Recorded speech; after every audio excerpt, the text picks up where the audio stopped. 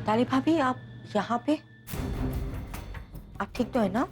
नहीं, मैं ठीक नहीं हूँ तनु। जब तक वो प्रज्ञा इस घर में है ना, इस घर में खा पी रही है, घूम रही है, आराम कर रही है, इस घर की बॉस बनी हुई है, तब तक मैं ठीक नहीं हो सकती। लेकिन भाभी, आप और कर भी क्या सकती हैं?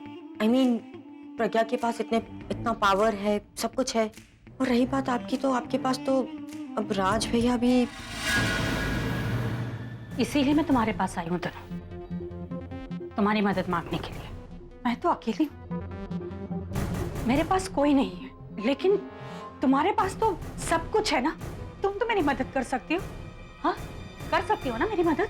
भाभी, मैं क्या आपकी हेल्प कर सकती हूँ?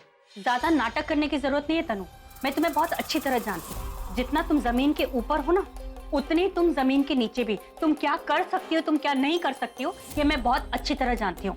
मदद मांगने आई हूँ तो ज्यादा भाव दिखा रही हो।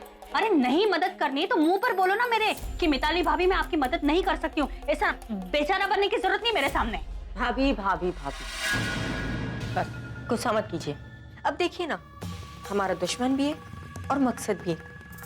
एनीवे, मैं आपकी मदद करने के लिए तैयार हूँ, लेकिन क्या? लेकिन मैं तब तक कुछ नहीं कर सकती जब तक मेरी अभी से शादी नहीं हो जाती। क्योंकि अगर मैं प्रज्ञा के खिलाफ कुछ करूंगी तो प्रज्ञा भी मेरे खिलाफ कुछ करेगी, और मैं नहीं चाहती कि प्रज्ञा की बुरी नजर मेरी शादी पे पड़े। इसलिए अब तक चुप बैठी हूँ। लेकिन जैसे ही मेरी अभी से शादी हो जाएगी ना, उस दिन देखो मैं प्रज्ञा का क्या हाल करती हूँ। मेरा, अभी का, आलिया का, आपका, सबका बदला एक साथ लूंगी मैं। तुम ये कहना चाहती हो कि जब तक तुम्हारी अभी से शादी नहीं होती मुझे चुप बैठना होगा? हाँ, क्योंकि अगर मेरी अभी से शादी नहीं हुई तो मेरे लिए मुश्किलें और बढ़ जाएंगी।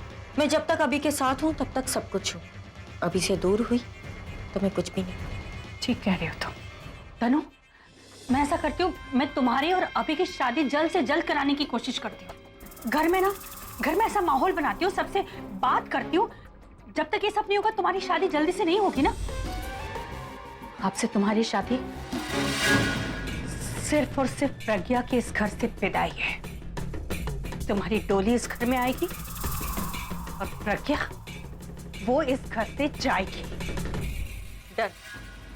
एक से भले दो, अगर हम साथ में तो ये जरूर होगा।